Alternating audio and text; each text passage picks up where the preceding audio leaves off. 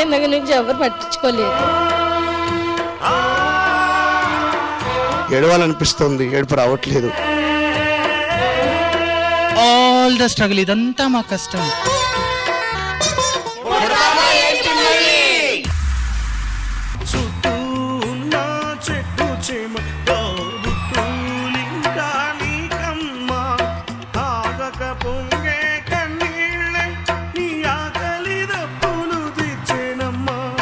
ఏడవాలనిపిస్తుంది, ఏడుపు రావట్లేదు. Daily basis ఎంత ఎర్నింగ్ అవుతుంది? చిల్ మేడం, డైలీ మాకు 500.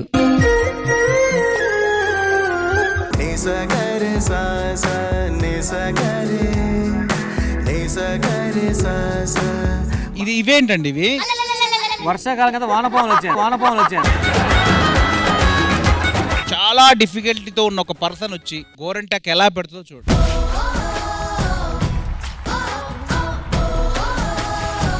చిలకమ్మ, మీ గురించి చాలా గొప్ప విషయాలు మాకు వేణుగారు చెప్పారు. మీరు అద్భుతంగా మెహందీ డిజైన్స్ చేస్తారని.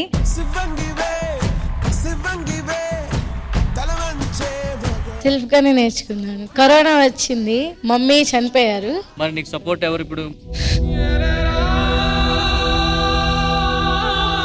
డాడీ ఉన్నాడు.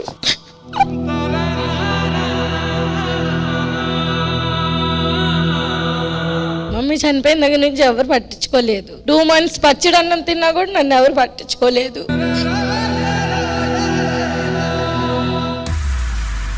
ప్రియరాగాలే గుండెలోన పొంగుతున్న ఈ వేళ,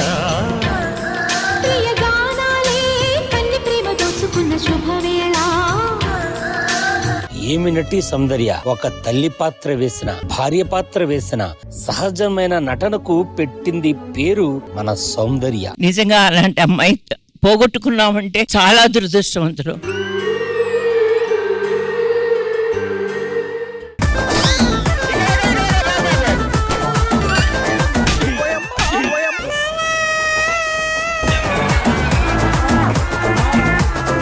బుగ్గలు పగలు కొట్టడానికి ఇంత కష్టంగా ఉంటే ఇదే వీల్ చైర్ మీద కూర్చొని ఇంటర్నేషనల్ మెడల్ సాధించాడు ఒక అబ్బాయి.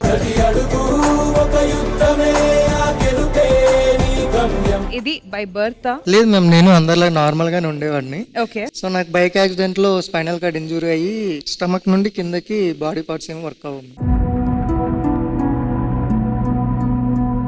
ఇది ఎలా చూస్ చేసుకున్నారు? వీల్ చైర్స్ లో కూడా గేమ్స్ ఉంటాయని నాకు బెంగళూరు వెళ్ళాకే తెలిసింది. నేను యూట్యూబ్ లో వీడియోస్ అన్ని చూసి, మా సీనియర్ ప్లేయర్స్, సో వాళ్ళ గేమ్ చూసి అప్పుడు డిసైడ్ అయ్యాను, పుడతామా ఏంటి మళ్ళీ.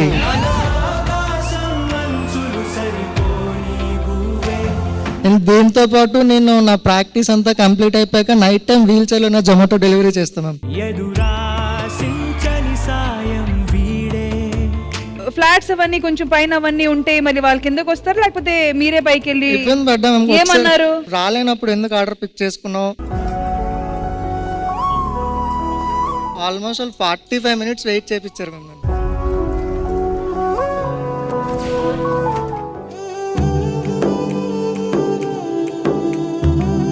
మమ్మీ, నాకు బ్యాంగిల్స్ కనిపించట్లేదు. ఇక్కడ పెట్టాను.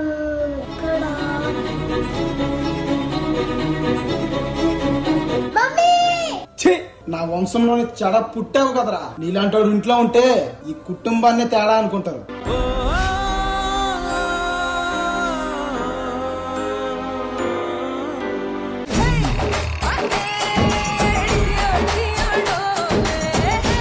పదండి, ఇంక డ్యూటీ ఎక్కుదాం.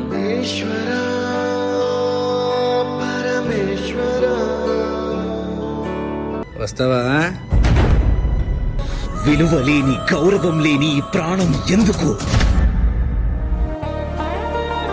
మాలాంటి వాళ్ళు పుట్టింది కేవలం అడుక్కోవడానికో లేకపోతే చీకట్లో ఒళ్ళమ్ముకోవడానికో కాదు. మాలాంటి వాళ్ళు కూడా ఎన్నో సాధించగలరు, ఎన్నో సాధించారు. నేను ప్రాచీ రాథోడ్, మొట్టమొదటి MBBS and MS orthopaedic surgeon గా సేవలు అందిస్తున్నాను. నేను నిషా, భారతదేశంలోనే మొట్టమొదటి ట్రాన్స్జెండర్ ట్రాఫిక్ అసిస్టెంట్.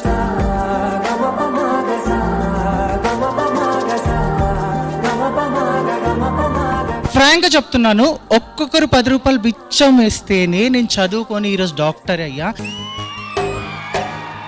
ఒంటరినై అనవరతం అంటున్నాను నిరంతరం, కలల్ని కథల్ని మాటల్ని పాటల్ని రంగుల్ని రంగవల్లుల్ని కావ్య కన్నెల్ని ఆడపిల్లల్ని జగమంత కుటుంబం నాది, ఈ కాకి జీవితం నాదే.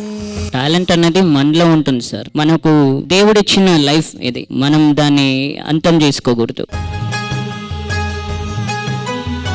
మన లైఫ్ ని మనం చూసుకోవాలి, అలాగే ఎదుటి వాళ్ళ గురించి కూడా ఆలోచించాలి. ఇది నా మాట. పడతామా ఏంటి మళ్ళీ, పడతామా ఏంటి మళ్ళీ. జగమంత కుటుంబం